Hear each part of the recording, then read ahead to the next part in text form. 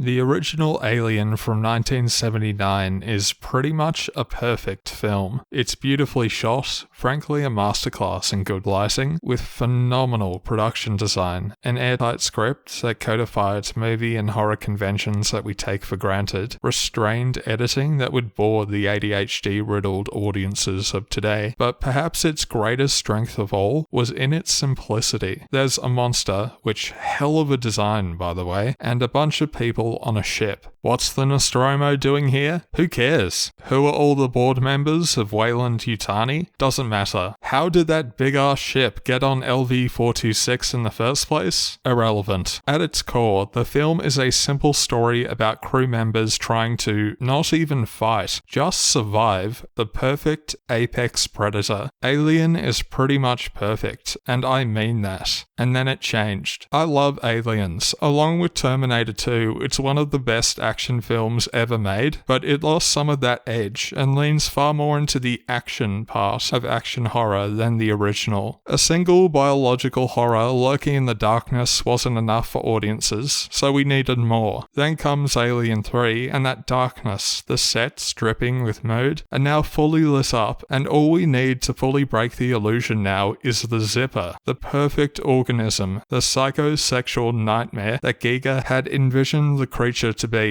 was just a dumb idiot that could be mowed down en masse. Now just as much of a cheeseball as Jason X, Freddy Krueger, and the Predator. Worse than that, now everything needed to be explained. We know the adage that a good magician never reveals his tricks, but it couldn't just be one crew on a ship floating in space anymore. In comes Prometheus with the engineers and droids and what Weyland-Yutani is up to and Michael Fassbender, and is this really Alien anymore? No, it's not. Worse still, it wasn't enough to ruin the franchise symbolically by dragging it through mass-market sludge. Fox and all the other so-called creatives had to remove all the mystery behind the xenomorph and over-explain everything too. When something becomes a franchise, such as the digital necromancy of Ian Holm in Romulus, because haha, throwbacks am I right? Or recycling famous lines and moments from prior films, because nostalgia will have people clapping like brain-dead yuppies, you're well past the point of artistic integrity or any real commitment to continuity. All that you're in it for now is the money. I started with Alien first because it is probably the most antithetical to what it was compared to what it would turn out to be, but this is hardly an isolated thing. Gaming is even worse. For some reason, there's an obsession with transmedia. No, not that kind of trans. Relax. When it comes to gaming franchises, and BioWare was the worst when it came to this. What's that? You didn't buy the book? You didn't know who What's-His-Face and Thingamajig are come the next game? You didn't watch the Netflix show? Clearly you're not a real fan. I still have my physical copy of Mass Effect 3 that somehow survived all these years, and it came with a little spin-off comic tied to what Montreal would eventually do with the girl boss Aria Taloke and retaking Omega. The fact this even exists speaks for itself, and that BioWare and EA expected the collector's edition to push people to pay even more for a comic series. This flimsy little comic is essentially an advertisement. Contrast this with Mass Effect 2, only 2 years before, a game that you could pick up and play without having to buy the supplementary material, or more to the point, the game assuming you had to, at least ignoring Liara and BioWare's special little OC come Lair of the Shadow Broker. It's not about telling a single cohesive story or continuity for people just interested in the games, because if Randy Pitchford taught us anything, if you're a real fan, you'll find a way. Just hopefully not onto his special USB. Right, Randy? Dragon Age was much the same. I already spent a good hour and a half detailing how much I adore Origins, how it's still unrivaled in its replay value and narrative agency to this day. It's a single cohesive story that stands on its own, separate from whatever the rest of the series did, but that couldn't carry over to its sequels because, for some reason, BioWare had this obsession with tie-in novels novels or that stupid CG Dawn of the Seeker movie that no one watched. Because why would you? Is this really an artistic decision born of a desire to give players and fans more to chew on between major releases? Or is it just brand recognition like the xenomorph of Alien Covenant, now completely stripped of its dramatic power for idiots to point to as what little neurons they have left fire off? Halo wasn't much better. I should make it clear that I haven't played any of the games really, unless we're counting the demo of Combat Evolved back in the day on my dad's old laptop, but Bungie and 343 similarly loved doing stuff in the novels or supplementary movies, TV shows, whatever, that was then assumed knowledge the player would have coming into the game. Why? Why on earth would you think that the majority of players would be interested in seeking that out, let alone paying for it, when you are, first and foremost, making a video game series? It's not to say that you can't make cross-media material if you really want to, but if I'm coming into a game like Mass Effect 3, I don't have any reason to care about Anderson's adventures with Kaylee Saunders or that stupid edgelord Kai Lang, as if people didn't have enough reason to hate him already. The last example I'll talk about for this section is, of course, Fallout. With the second season of the show just around the corner, and all of the little brand recognition moments that Amazon and Bethesda have peppered in to string the fucking idiots that praise the show as high art, it should come as no surprise that I loathe that similar desecration of Fallout's themes and identity, given the amount of time I've spent banging on about it before. It's not just between games at this point, because God knows Bethesda doesn't even understand their own continuity at this point. The second season just had to be set in New Vegas, because that's a Fallout thing, and it's going to bring eyes and ad revenue from the drones that lap this shit up on the regular. It's really not that different from promotional deals with the current big thing, like McDonald's did with the Squid Game meals, or Stranger Things themed beef jerky or whatever the fuck, because no one is seriously invested in these stories at this point. It's become solely about brand recognition. It's not specific to Mass Effect or Dragon Age or Fallout or the Olympics or Book Talk or whatever. It's like we need a variation of Rule 34. If it exists, there is a brand of it. Now, the reason why this happens doesn't take a genius to figure out. In a boardroom somewhere, a bunch of stone-faced men and women gathered round and decided it's time for number go up. Artistry and even basic continuity doesn't matter, stupid. We need to pad out our quarterly earnings call with a silly little tie-in novel or some other way to push people to not just consume the media itself, but visit the merchandise store and slowly base their existence around a franchise so they can keep coming back over and over again like addicts. What's weird about this is, coming back to something like Dragon Age, the mass market appeal will often backfire spectacularly. Why content yourself with a strong, solid player base that's already been there for years, if not decades, when you can throw all that out the window and appeal to the mythical modern audience? We all know how well that's turned out for games like the Veilguard or Concord, but apparently it still doesn't stop them from trying. Take God of War, for example. Why is it even called God of War when it has nothing to do with Greek mythology anymore? Kratos is just a sad old man. Worse, a sad old heterosexual white man, and the gameplay is bloated open world slop that is night and day to the originals. Well, because brand recognition, of course. Why risk doing something new when Ubisoft could force the studio to call it Assassin's Creed Odyssey and ironically make the Assassin's Creed part the worst part of the game? I've already spoken enough about the search for the mythical modern audience before, just recently in fact, but separate from the culture war debate and performative corporate bullshit, it just goes to show that in almost all cases, the people who are trying to make the most amount of money are often their own worst enemy. Did overreaching with Dragon Age or Mass Effect work out very well for BioWare? How about 343 with the Halo series, and what a dumb decision it was to make Cortana evil? Or let Paramount make a show about a guy who does just about everything except except wear the Spartan armor. It'd be funny if it wasn't so sad, because just like my low-key breakdown when tearing Bloodlines 2 a new arsehole recently, these companies don't understand that they're alienating the very people who've been keeping the series, franchise to hell or not, alive all this time. Seeing that big number go up slightly really must be more important than anything else in the world for these vermin to take a chance on losing it all. Money is the addiction. It's a shame that your core fans, the people who love the material and genuinely want to see the game, the stories, the characters, all that jazz succeed, are the ones who are left holding the bag. A few months back, I talked about Exodus and how it's been very blatantly trading on nostalgia with ex-Bioware devs and the promise of a return to form in a Mass Effect-style successor. I'm still not sold on Exodus. Something about it doesn't feel right. But coming back to the topic of this video, it's ironic that it's repeating the exact same mistakes of the past because there's already a book available when the game isn't even out yet. Just look at the cover art. Does it remind you of anything? I'll never not be pissed about what happened to KOTOR and Revan or Drew Karpyshyn's awful fanfiction novels, but I raise all this to say that Exodus, just like Alien, just like Dragon Age, Mass Effect, KOTOR, Halo, whatever, is already being approached from the perspective of a franchise, when I'm not even sure if it's going to be a good story to begin with. Now, usually with these videos, this would be the point where I make some grand sweeping statement about how to fix it or improve on standards within the industry, but we all know that each and every company is going to keep doing this because they're incapable of leaving any money on the table. Naughty Dog finally realized they could stop pretending to make games and jerk themselves off with HBO and that frankly laughable casting choice for Ellie, because The Last of Us had already positioned itself as this brave, grand artistic statement when it was, in fact, just another big, dumb franchise looking to make Sony more money through licensing. All of this is to say, there is no one way to fix this, no magical way out of getting publishers, because it's almost always a publisher decision rather than the developers on the ground to stop obsessing over movie deals and tie-in novels. The only way to get things to change is, as I've kept coming back to, vote with your wallet. It's one thing for the groundwork to already be there and studios to take a chance on some supplementary material. It's another thing entirely when publishers are giving Blur Studios a huge amount of money to flog entire episodes of Secret Level on Concord or Helldivers, cases where the game might not even be good, or similarly, the source material has nothing to do with what you're actually putting out on screen. If there's a through line in any of my videos, hopefully it's been made clear by now that I care about stories and characters first, sincerity and depth, and for games, intentional use of mechanics and design that respects the audience instead of filling out the runtime or cosmetic shop. I keep coming back to Alien because it transcends everything that came afterwards. It's a fantastic film, arguably timeless, that has outlasted its franchise and all the money in the world, and I hope that more people, and perhaps companies, are willing to take a chance on doing the same. Let's focus on writing good stories first and respecting audiences' time and money. If you can do that, you might be surprised by how much faith fans are willing to give your series in turn.